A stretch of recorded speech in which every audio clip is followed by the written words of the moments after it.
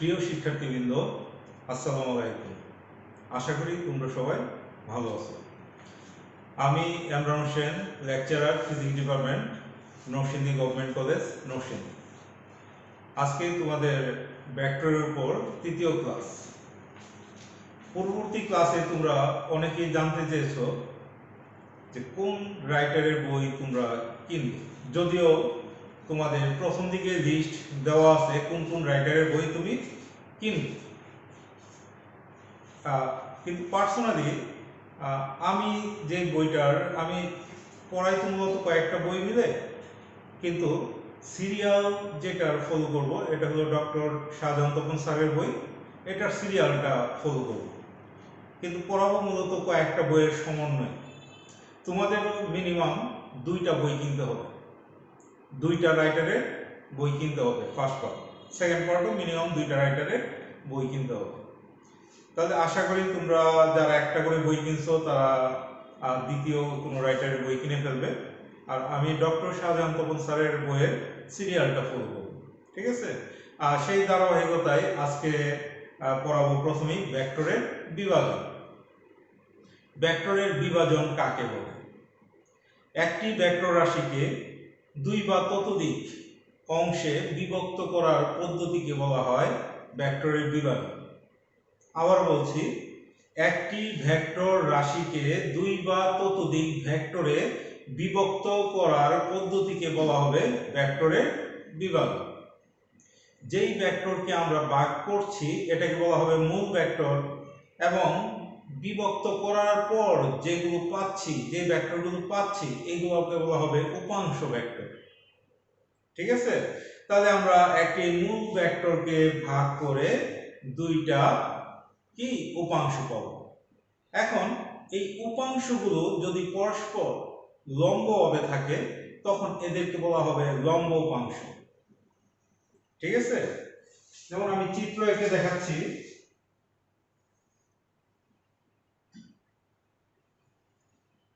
আর তোমরা একটু খেয়াল করো।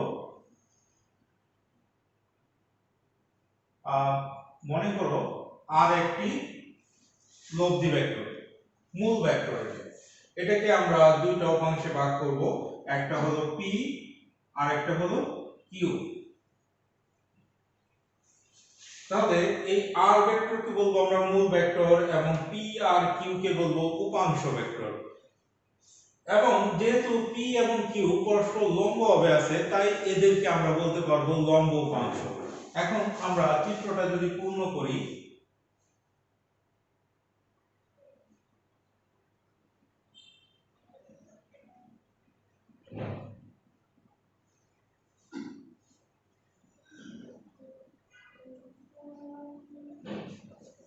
এটাকে আমরা চিহ্নিত করলাম ও এ সি বি,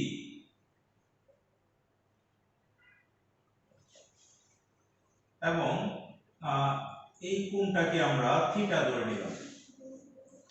দেখো পি এবং আর ভেক্টরের মধ্যবর্তী কোণ থিটা ধরে নিলাম। ঠিক আছে?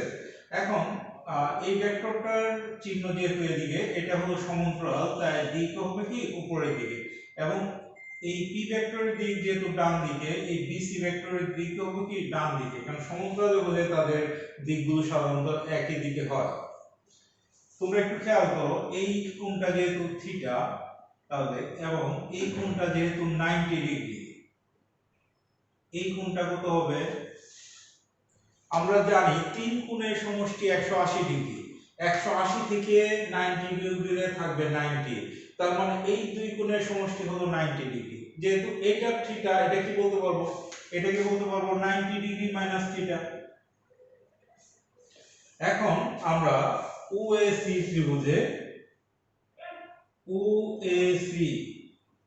ত্রিভুজে যদি আমরা সাইন সূত্র অ্যাপ্লাই করি, সাইন সূত্র বলতে একটু খেয়াল করো, একটা ত্রিভুজে তিনটা বাহু থাকে, একটি ত্রিভুজে তিনটা বাহু, ওএ, এসি আর ওসি। OA, AC, OC. এখন আমরা যে OA নিলাম, ঠিক আছে, এই OA এর বিপরীত কোণ কোনটা দেব? বিপরীত কোণ কি এটা না? এই দুটো তো OA এর সাথে লাগে আছে। বিপরীত কোণ হলো ওই কোণ যেটা OA বাহুর সাথে টাচ করে থাকবে না, অর্থাৎ OA বাহুর বিপরীত কোণ 90 ডিগ্রি মাইনাস থিটা। তাহলে OA এর নিচে হবে sin 90 ডিগ্রি মাইনাস থিটা। তারপর AC বাহুর বিপরীত কোণ কোনটা? থিটা। এই যে দেখো AC এর সাথে লেগে নাই থিটা, তাহলে sin থিটা।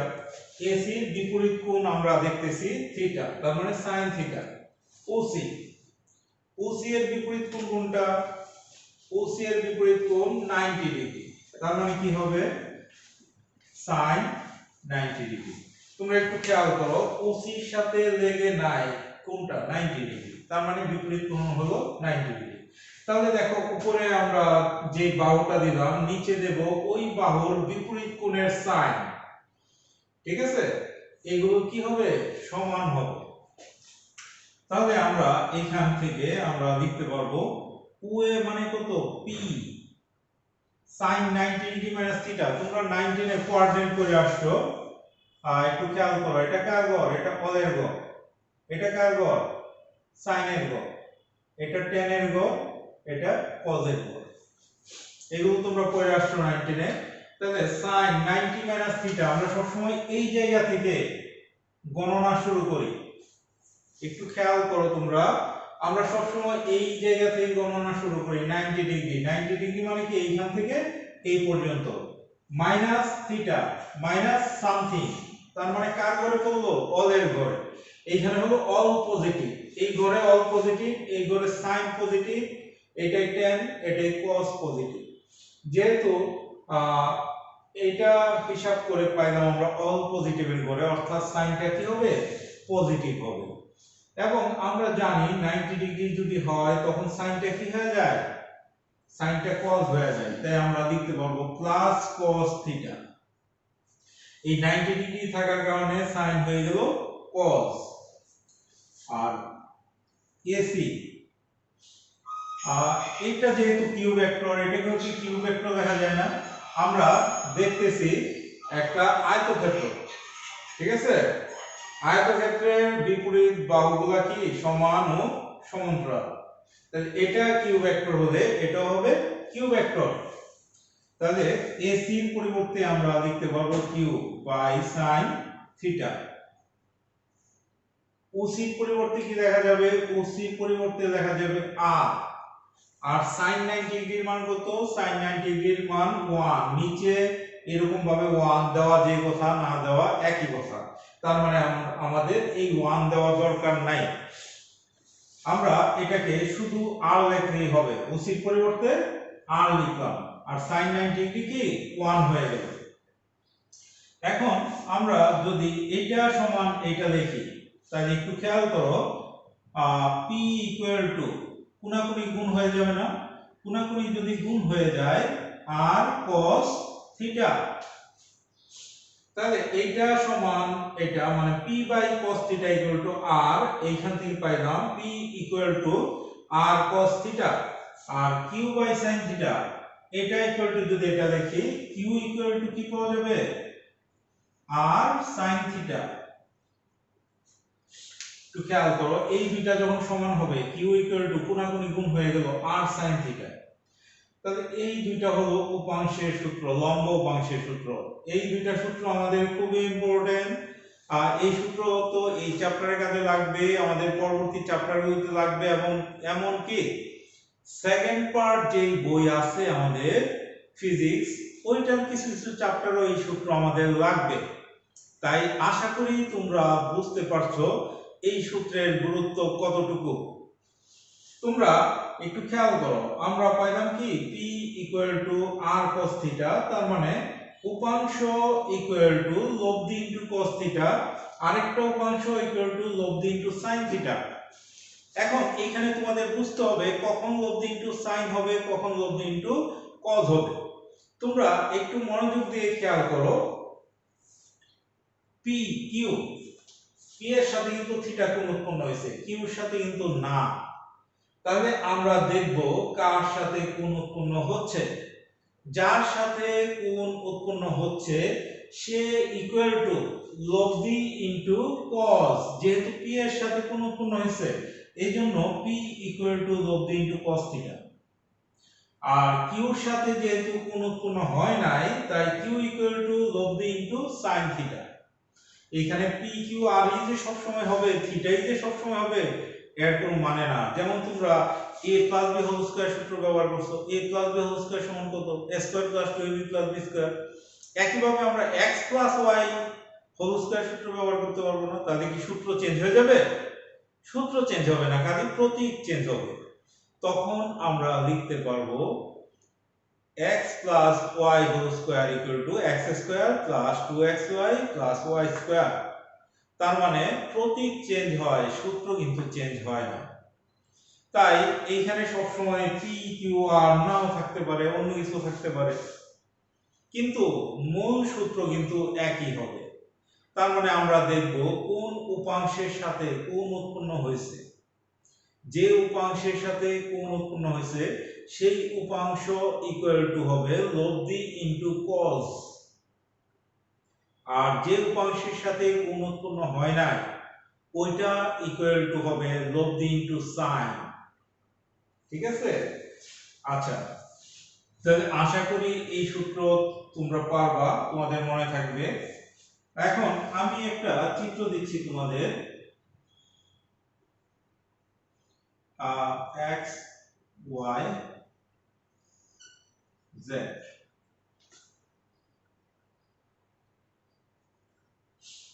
আচ্ছা, এটা এমনিতে আমরা ধরে নিলাম। একটু খেয়াল করো, এইখানে z হলো মূল ভেক্টর, z হলো মূল ভেক্টর, আর z কে দুইটা উপাংশে ভাগ করা হয়েছে, একটা হলো x, একটা হলো y। এখানে আমরা দেখতেছি y এর সাথে কোণ উৎপন্ন হয়েছে আলফা। তাহলে এখন প্রশ্ন হলো উপাংশের সূত্র অ্যাপ্লাই করলে আমরা x ইকুয়াল টু কত লিখতে পারবো, y ইকুয়াল টু কত লিখতে পারবো। একটু খেয়াল করো, এখানে মূল ভেক্টর হলো z, z কে দুইটা লম্ব উপাংশে ভাগ করা হলো, একটা হলো x আর একটা হলো y, এবং আমরা দেখতেছি y ও z এর মধ্যবর্তী কোণ আলফা। তাহলে এখন প্রশ্ন হলো লম্ব উপাংশ x ইকুয়াল টু কত, y ইকুয়াল টু কত। তোমরা মনে করে দেখো, আমি একটু আগে মাত্র বললাম যার সাথে কোণ উৎপন্ন হবে সে ইকুয়াল টু লব্ধি ইনটু cos। তাহলে কোণ উৎপন্ন হয়েছে কি x এর সাথে না y এর সাথে? আমরা চিত্রতে দেখতেছি y এর সাথে কোণ উৎপন্ন হয়েছে, তাই y ইকুয়াল টু আমরা লিখব লব্ধি, লব্ধি মানে কত, z ইনটু cos। cos কত, এখানে যে কোণ আলফা তাই cos আলফা দিতে হবে। আর x এর সাথে যেহেতু কোণ নাই, x ইকুয়াল টু কি হবে, লব্ধি z ইনটু sin আলফা। সোজা কথা, যার সাথে লব্ধি কোণ উৎপন্ন করবে যেই উপাংশের সাথে, ওই উপাংশ ইকুয়াল টু হবে লব্ধি ইনটু cos, আর যে উপাংশের সাথে কোণ উৎপন্ন করবে না সে ইকুয়াল টু হবে লব্ধি ইনটু sin। আশা করি তোমরা ব্যাপারটা ক্লিয়ার হয়েছে।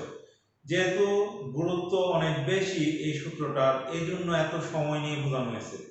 আশা করি তোমাদের সূত্রটা কখনো ভুল হবে না। আচ্ছা, এতক্ষণ তোমাদেরকে পড়ালাম লম্ব উপাংশ, এখন পড়াবো যে কোনো দিকে উপাংশ।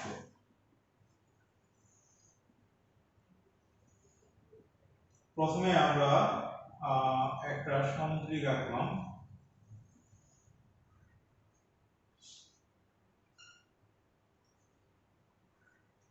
আচ্ছা, সেম আগের মতো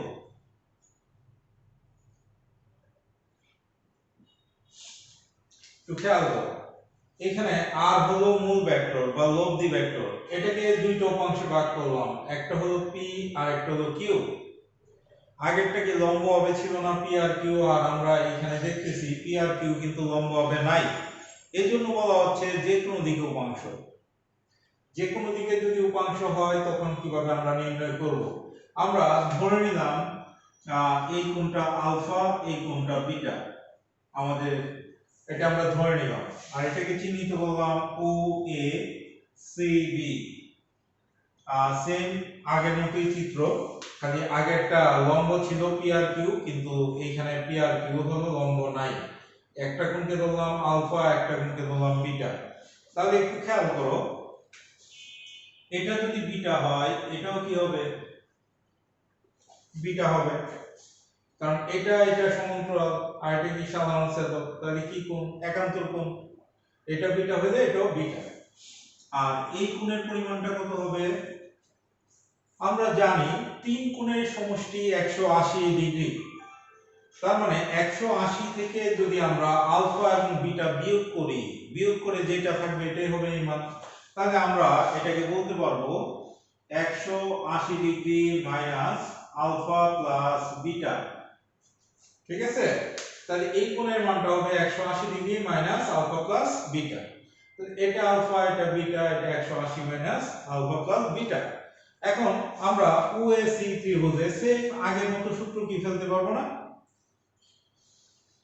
একটু খেয়াল করো, আগের মতোই আমরা তিনটা উপরে বাহু নিলাম, ওএ, এসি, ওসি।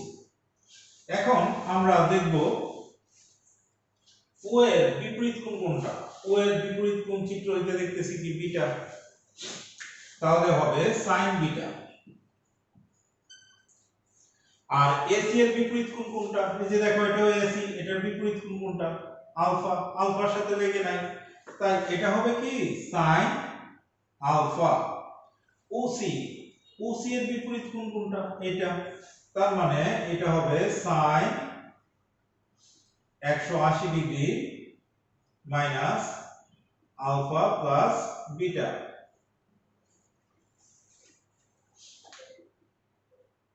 ঠিক আছে, আচ্ছা এখন আমরা ও এর পরিবর্তে লিখতে পারবো কি পি বাই sin বিটা। এটা যেহেতু কিউ, এটাও কি হবে? কিউ হবে, তাই এসি এর পরিবর্তে লিখতে পারবো q, q by sin alpha. আর ওসি এর পরিবর্তে কি লেখা যাবে? ওসি মানে হলো আর। আবারো যদি আমরা কোয়াড্রেন্টে যাই, 180 মাইনাস, তাহলে এইখান থেকে যাত্রা শুরু করলে 180 এই পর্যন্ত মাইনাস সামথিং, কার গড় এটা? এটা ছিল অলের গড়, এটা ছিল কি সাইনের গড়। তাহলে যেহেতু সাইনের গড়ে পড়ছে, এটাও সাইন, তাই কি হবে? পজিটিভ হবে, তাই এটাকে আমরা লিখতে পারবো সাইন আলফা প্লাস বিটা। এখন আমরা এইটা সমান যদি এইটা দেখি, তাহলে লিখতে পারবো p ইকুয়াল টু কোণাকুণি এটা সমান এটা, তাহলে কোণাকুণি গুণ হয়ে যাবে, sin বিটা চলে যাবে উপরে, আর sin beta by sin alpha plus beta. আবার আমরা এটা সমান যদি এটা লিখি, তাহলে q ইকুয়াল টু লিখতে পারবো, এটা উপরে চলে যাবে, আর sin alpha equal to sin alpha plus beta. তাহলে দেখো, যখন যে কোনো দিকে দুইটা উপাংশ হবে তখন p ইকুয়াল টু লিখতে পারবো r sin beta by sin alpha plus beta. ঠিক আছে, আর q ইকুয়াল টু লিখতে পারবো r sin alpha by sin alpha plus beta. দেখো এখন কিন্তু p ইকুয়াল টু লব্ধি ইনটু sin বিটা, বিটা কি p এর সাথে কিন্তু কোনো উৎপন্ন করে নাই, এইজন্য sin বিটা, নিচে হলো sin আলফা প্লাস বিটা। আর q ইকুয়াল টু লব্ধি, q এর সাথে কি আলফা কোনো উৎপন্ন করে নাই, এই যে sin alpha by sin alpha plus beta. এখন যদি বলা হয় যে p ও q ভেক্টর দুইটা সমান, যদি p এবং q দুইটা সমান হয় তাহলে এই দুইটা কি সমান লিখতে পারবো না? তাহলে আমরা সমান লিখলাম r sin beta by sin alpha plus beta. Equal to r sine alpha equal to sine alpha plus beta. আচ্ছা একটু খেয়াল করো, r sin beta by sin alpha plus beta equal to r sin alpha by sin alpha plus beta. তাহলে এইখান থেকে sin alpha plus beta sin alpha plus beta এটা আমরা কেটে দিতে পারবো, আর আর কি কাটা, তাহলে থাকে sin beta equal to sin alpha. sin sin ও যদি বাদ দেই তাহলে কি থাকে, বিটা ইকুয়াল টু আলফা। তাহলে আমরা পাচ্ছি বিটা ইকুয়াল টু আলফা, অর্থাৎ এই দুইটা কোণ সমান। তাহলে আমরা এইখান থেকে আমরা বলতে পারবো, যদি একটু খেয়াল করো কখন আলফা সমান বিটা হচ্ছে, দুইটা কোণ সমান হচ্ছে যখন পি ও কিউ সমান। তাহলে আমরা এইখান থেকে একটা উপপাদ্যের মতো পাবো, যদি দুটি ভেক্টর সমান হয়, তোমরা এটা খাতায় একটু লিখে নাও, যদি দুটি ভেক্টর সমান হয় তাহলে তাদের লব্ধি তাদের মধ্যবর্তী কোণকে সমদ্বিখণ্ডিত করে। সমদ্বিখণ্ডিত মানে কি, সমান দুই ভাগে ভাগ করা। তাহলে আলফা সমান বিটা যেহেতু, তার মানে কি সমান দুই ভাগে ভাগ হয়েছে না। তাহলে দেখো এই যে লব্ধি আর আর কি করছে, পি ও কিউ এর মধ্যবর্তী কোণকে সমান দুই ভাগে ভাগ করে ফেলছে, আলফা ইকুয়াল টু বিটা হয়েছে।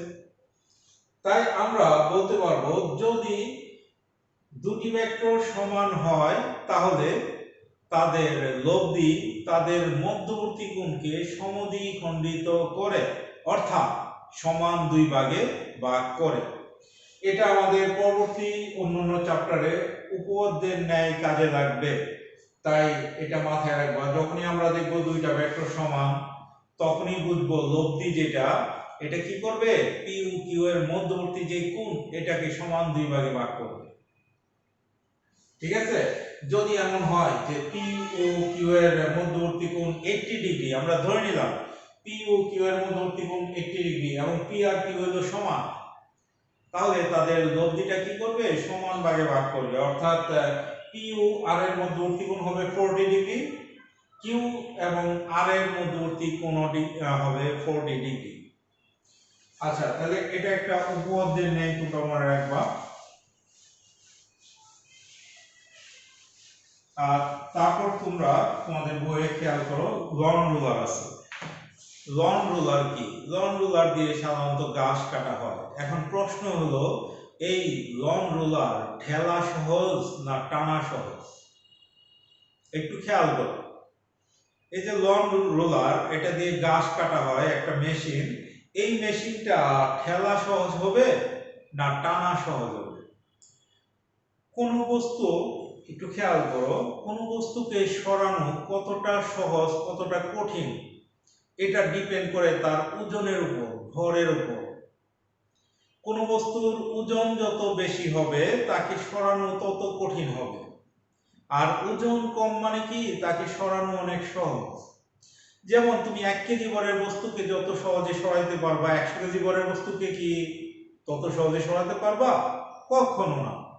তাই আমরা দেখতেছি ভর বা ওজন, ঠিক আছে, যত কম হবে তাকে সরানো তত সহজ হবে, ভর বা ওজন যত বেশি হবে তত তাকে সরানো কঠিন হবে। আচ্ছা, আমরা একটা লন রুলার চিন্তা করি।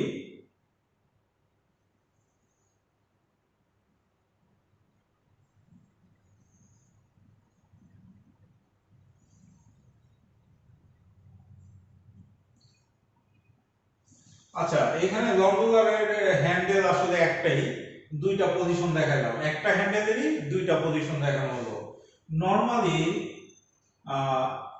লং রুলারটার ওজন হলো ডব্লিউ, অর্থাৎ যখন তুমি ঠেলতেছো না টানতেছো না তখন হলো ওজন ডব্লিউ। নর্মাল অবস্থায় যখন আমরা লং রুলারকে ঠেলতেছি না টানতেছিও না, ওই অবস্থায় তার ওজন হলো ডব্লিউ। এখন আমরা প্রথমে দেখি ঠেলার ক্ষেত্রে কি হয়, একটু খেয়াল করো। যখন আমরা ঠেলবো, ঠেলি কি এইভাবে না, দেখো বলটা কি উপর থেকে নিচের দিকে দিচ্ছি, অর্থাৎ ঠেলার সময় বলটা দিই আমরা এইভাবে উপর থেকে নিচের দিকে ধরলাম এফ বলে দিচ্ছি। এটা এই এফটা দুইটা লম্ব অংশে ভাগ হয়ে যাবে, একটা হলো এফ এক্স আর একটা হলো এফ ওয়াই। একটু খেয়াল করো, আমরা যখন ঠেলতেছি এভাবে ঠেলি তখন বলটা দেওয়া হচ্ছে উপর থেকে নিচের দিকে, তখন এই যে টোটাল বল এফ এটাকে দুইটা লম্ব অংশে ভাগ করলাম, একটা হলো এফ এক্স আর একটা হলো এফ ওয়াই। এই এফ এক্সটা কি করবে, এই লং রুলারটাকে সামনের দিকে নিয়ে যাবে, আর এফ ওয়াই কি নিচের দিকে ক্রিয়া করতেছে না। দেখো এফ ওয়াই একটা বল, ওজনও একটা বল, আর ডব্লিউ নিচের দিকে ক্রিয়া করতেছে, এফ ওয়াই ও কি নিচের দিকে ক্রিয়া করতেছে। তোমরা ভেক্টরের দ্বিতীয় ক্লাস থেকে জানো, দুটি ভেক্টর রাশি যদি একই দিকে ক্রিয়া করে তখন তাদের লব্ধি হয় সর্বোচ্চ এবং তা ভেক্টর দুটির যোগফলের সমান। অর্থাৎ দুইটা ভেক্টর রাশি যদি একই দিকে ক্রিয়া করে তখন তাদের লব্ধিটা কি হয়ে যাবে, সবচেয়ে বেশি হবে এবং এটা হবে ভেক্টর দুইটার যোগফলের সমান। যেমন মনে করো একটা এইখানে বড় সাইজের কোনো একটা আছে, ফ্রিজ ধরতে পারো, কোনো বস্তা ধরতে পারো, ঠিক আছে, টেবিল ধরতে পারো। এটাকে মনে করো সরানোর জন্য দুইজন ধাক্কা দিচ্ছ, দুইজন যদি একই দিক থেকে ধাক্কা দাও তখন এই টেবিলটার উপর কি বল অনেক বেশি হবে না। যদি দুইজন একই দিক থেকে দাও তখন কিন্তু এই টেবিলের উপর বল অনেক বেশি হবে, এটা সহজে সরানো যাবে। কিন্তু যদি এমন হয় টেবিলটাকে একজন দিচ্ছে বল এদিক থেকে, আরেকজন দিচ্ছে বিপরীত দিক থেকে, তখন কিন্তু এই টেবিলটা সরানো সহজ হবে না, ঠিক আছে। এবং টেবিলটা তখন কোন দিকে যাবে, যার বল বেশি সে যেদিকে বল প্রয়োগ করতেছে সেদিকে যাবে, ঠিক আছে, সেদিকে যাবে, কিন্তু কি তখন কিন্তু অল্প বলে যাবে। আচ্ছা যাই হোক, এগুলো দ্বিতীয় ক্লাসে তোমরা পড়ছো, একটু খেয়াল করো। তাহলে আমরা দেখতেছি Fy নিচের দিকে, W কি নিচের দিকে, অর্থাৎ দুইটা বল একই দিকে ক্রিয়া করছে। যেহেতু একই দিকে ক্রিয়া করছে তার বর্তমান ওজন হবে W প্লাস Fy। তার মানে নরমাল অবস্থা থেকে ওজন কিন্তু ঠেলার ক্ষেত্রে বেড়ে গেল, তার মানে সরানোটা কি কঠিন হবে যেহেতু ওজন বেড়ে গেছে। আর যখন আমরা কোনো কিছু টানলে কি এইভাবে টানি না, একটু খেয়াল করো, বাস্তবে আমরা তখন এইভাবে টানি, তার মানে নিচ থেকে উপরের দিকে বলটা দিচ্ছি। তাহলে আমরা নিচ থেকে উপরের দিকে বল দিচ্ছি কি F, এটা দুইটা লম্ব অংশে ভাগ হয়ে যাবে, একটা হলো Fx আর একটা হলো Fy। একটু খেয়াল করো তোমরা, আমরা যখনই লম্ব অংশ আঁকি তখন কিন্তু মূল ভেক্টরটার দুই সাইডে আঁকতে হয়। তাই আমরা এদিকে আঁকা, এদিকে তো আর আঁকা সম্ভব না, যেহেতু এটার দুই সাইডে আঁকতে হবে, তাই কি এদিকে, তাহলে fx টা এদিকে fy টা উপরের দিকে। যখন আমরা টানতেছি তখন খেয়াল করো, যখন আমরা টানতেছি তখন কিন্তু কি fx টা এই লম্বটাকে সামনের দিকে নিয়ে যাচ্ছে, আর fy কোন দিকে ক্রিয়া করতেছে, উপরের দিকে, ওজন কোন দিকে, নিচের দিকে। তাহলে আমরা জানি দুটি ভেক্টর যদি পরস্পর বিপরীত দিকে ক্রিয়া করে, দুটি ভেক্টর যদি পরস্পর বিপরীত দিকে ক্রিয়া করে তখন লব্ধি কি হবে, লব্ধি হবে দুটি ভেক্টরের বিয়োগফলের সমান। অর্থাৎ বড়টা হইতে ছোটটা বিয়োগ দিবা, দুটি ভেক্টরের বিয়োগফলের সমান। যেহেতু w নিচের দিকে fy উপরের দিকে, তাই w আর fy এর লব্ধিটা কি হবে, হবে বিয়োগফলের সমান। বিয়োগফল দেখতে হবে বড়টা হইতে ছোটটা বিয়োগ, তাহলে বড় কোনটা, নিশ্চয়ই w বড়। যদি w বড় না হয়, fy বড় হয়, তাহলে তো লন রুলার কি মাটিতে থাকবে, তখন তো লন রুলার উড়া শুরু করবে, ঠিক আছে। এই জন্য আমরা বুঝতেছি লন রুলারটার ওজন বেশি, এই জন্য বড়টা হইতে ছোটটা বিয়োগ মানে কি w fy। তার মানে টানার ক্ষেত্রে তার ওজনটা কত হবে, w fy। তার মানে নরমাল ওজন থেকে কি ওজন কমে গেল না। একটু খেয়াল করো, আমরা দেখলাম ঠেলার ক্ষেত্রে ওজনটা একটু বেড়ে গেল নরমাল ওজনের চেয়ে, আর টানার ক্ষেত্রে ওজনটা কি কমে গেল।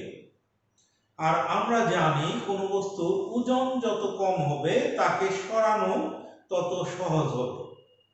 যেহেতু আমরা দেখতেছি ঠেলার ক্ষেত্রে ওজন বাড়ে কিন্তু টানার ক্ষেত্রে ওজন কমে, তাই আমরা বলতে পারবো কোনো বস্তুকে ঠেলার চেয়ে টানা সহজ। যেহেতু টানার ক্ষেত্রে ওজন কমে যায় তাই কি টানাটা সহজ। তাহলে এটা তোমাদের 2 মার্কসের জন্য অনুধাবন কোশ্চেন আসে যে লন রুলারকে ঠেলার চেয়ে টানা সহজ কেন, ব্যাখ্যা করো। তখন তোমরা এই চিত্র একে এই ইকুয়েশনের সাহায্যে ব্যাখ্যা করে দিবা যে ঠেলার সময় তার আপাত ওজন হয়ে যায় w + Fy আর টানার ক্ষেত্রে ওজন হয়ে যায় w - Fy। যেহেতু টানার ক্ষেত্রে ওজন কমে যায় তাই ঠেলা অপেক্ষা টানা সহজ। এটা খুব ইম্পর্টেন্ট, তোমরা ভালোভাবে দেখবা। এটা থেকে সিকিউ কোশ্চেন হতে পারে। এটা বেসিকটা যদি ক্লিয়ার থাকে তাহলে যে কোনো সিকিউ কোশ্চেনও পারো। আচ্ছা, এখন আসো নৌকা।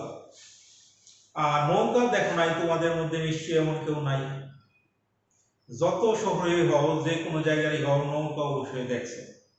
যেটা দেখো নাই এটা হলো নৌকার গুণ টানা। ঠিক আছে, নৌকার গুণ টানা মানে কি?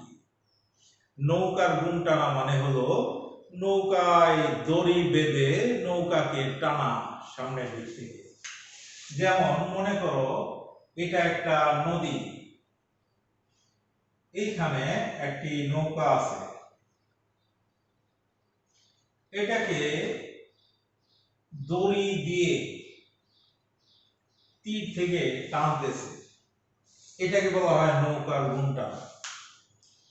এখন আর নৌকায় গুণ টানা হয় না, এরকম দড়ি দিয়ে টানা হয় না। তোমরা যদি অনেক আগের কোনো পুরান মুভি টুবিতে হয়তো এরকম সিন দেখলেও দেখতে পারো যে নৌকাকে তীর থেকে দড়ি দিয়ে বেশ কয়েকজন টেনে টেনে নিয়ে যাচ্ছে। তাহলে আগের লোকজন এই দড়ি দিয়ে টানতো, কিন্তু বর্তমানে টানে না। কারণ কি? আগের লোকজন কি বোকা ছিল? ব্যাপারটা কি তাই? আসলে কিন্তু ব্যাপার তা না। আগে কি ছিল না? ইঞ্জিন ছিল না।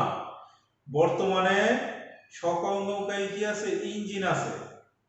আগে যখন মাল বোঝাই করা নৌকা, ইঞ্জিন ছাড়া নৌকা নেওয়া হয়তো স্রোতের প্রতিকূলে, তখন শুধু লগি আর বৈঠা দিয়ে নৌকাকে সামনের দিকে এগিয়ে নেওয়া সম্ভব ছিল না। এজন্য কি করা হয়তো, এরকম নৌকায় মোটা দড়ি বেঁধে, কয়েকটা দড়ি বেঁধে, একজন মনে করো এইখানে আরেকজন এইখানে, এরকম মোটা মোটা দড়ির সাহায্যে এদেরকে টেনে সামনের দিকে নিয়ে যাওয়া হতো। ঠিক আছে? আচ্ছা, এটাই হলো কি, এই যে দড়ি দিয়ে টেনে সামনের দিকে নিয়ে যাওয়া, এটাকে বলা হচ্ছে কি নৌকার গুণ টানা।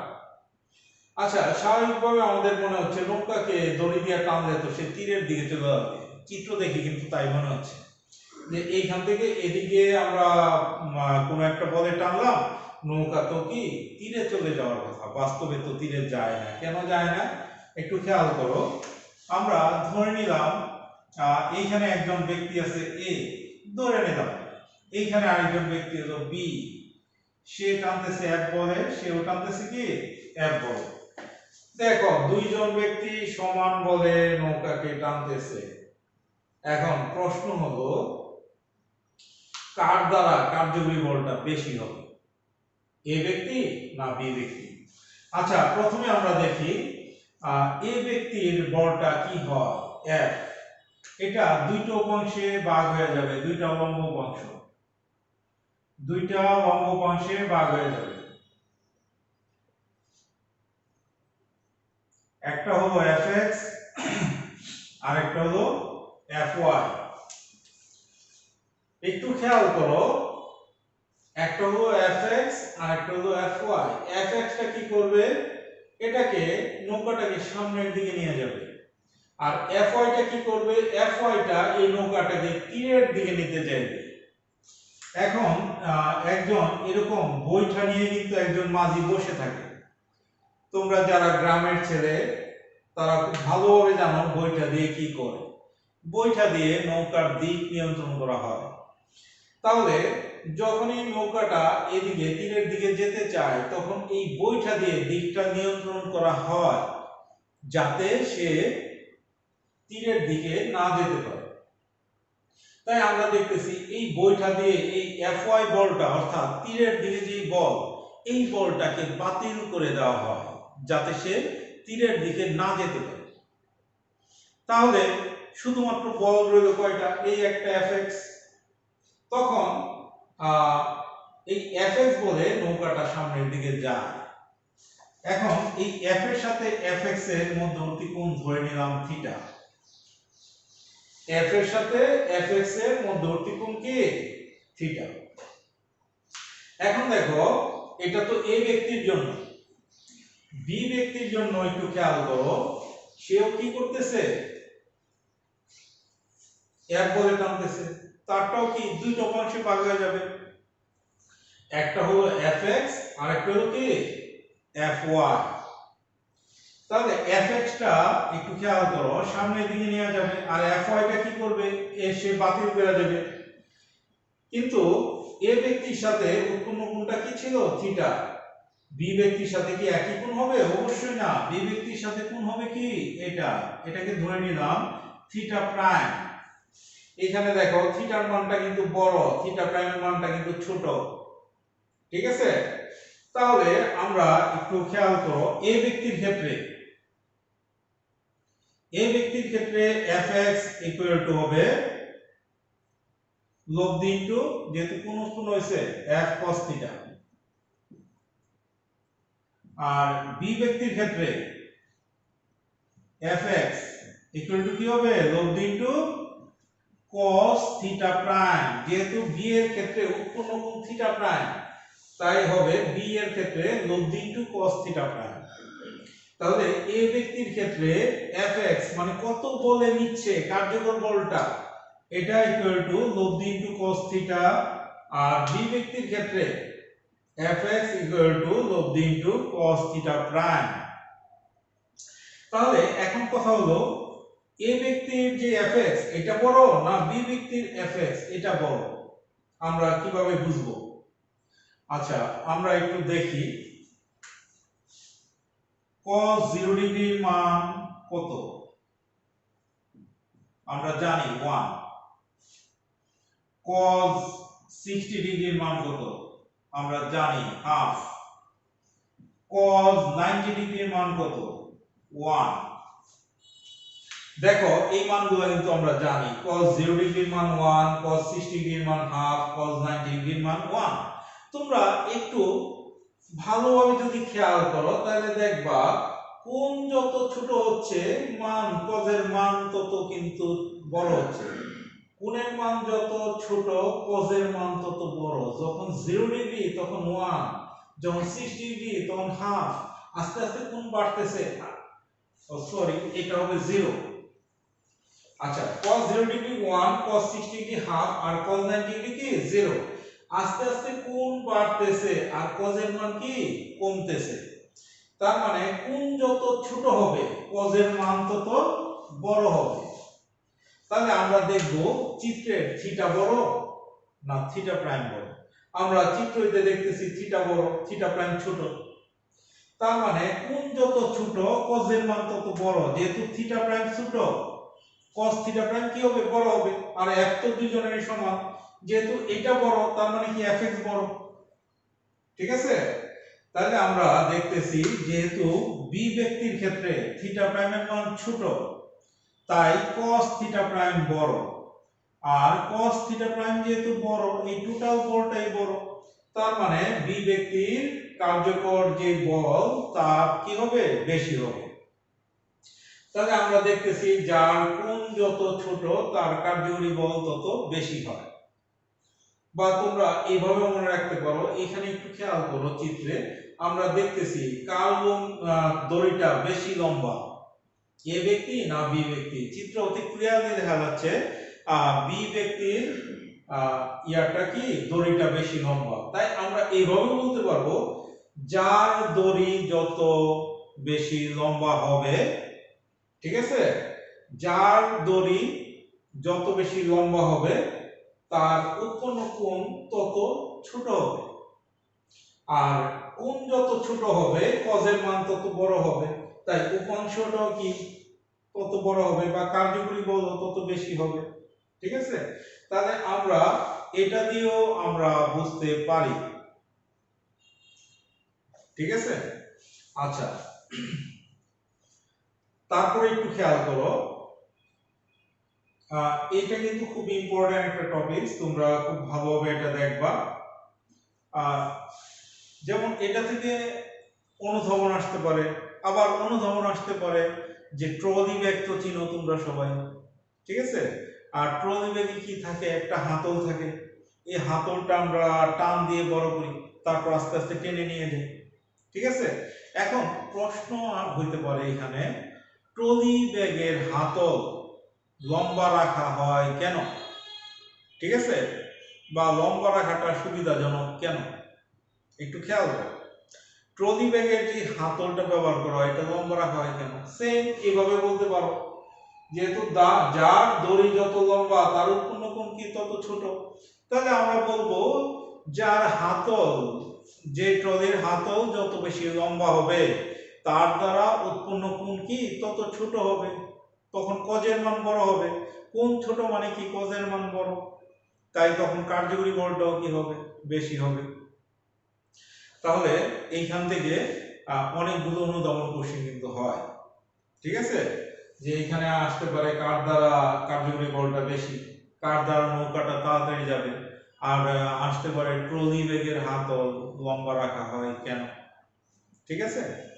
আচ্ছা, আজকে তোমাদের যে যে টপিকগুলো পড়ানো হলো এগুলো খুব ভালোভাবে দেখবো, ঠিক আছে। তোমাদের একটু খেয়াল করো, প্রথমে যে সূত্র দুইটা পড়ানো হয়েছে উপাংশের সূত্র, এটা খুব ভালোভাবে পড়বা, কারণ বললাম এটা অনেক চ্যাপ্টারেই তোমাদের কাজে লাগবে। লম্ব উপাংশ যেটা, এটা তো অবশ্যই মনে রাখতে হবে যার সাথে একটা মূল ভেক্টরকে দুইটা উপাংশে ভাগ করা হলো, আর কে পি আর কিউ, তখন তুমি দেখবা যে কোন উপাংশটা লব্ধির সাথে কোন উৎপন্ন হয়েছে, যেটা কোন উৎপন্ন হয়েছে ওইটা ইকুয়াল টু কি লব্ধি ইনটু কস, আর যেটার সাথে কোন উৎপন্ন হয় নাই এটা ইকুয়াল টু কি লব্ধি ইনটু সাইন। এটা খুব ভালোভাবে মনে রাখবা। আর এইখান থেকে মনে রাখবা যে যেটার কি দড়ি যত লম্বা তার কোণ তত ছোট, আর কোণ যত ছোট হবে কজের মান তত বড় হবে, আর কজের মান যত বড় হবে কার্যকরী বলটাও অটোমেটিক্যালি বড় হয়ে যাবে, ঠিক আছে। তাহলে আজকে যে যে টপিকগুলো পড়ানো হয়েছে এইগুলো আশা করি তোমরা খুব ভালোভাবে দেখবা। আর সবাই ভালো থাকবা, আগামী ক্লাসে আবার দেখা হবে ইনশাআল্লাহ, সবাই ভালো থাকবে।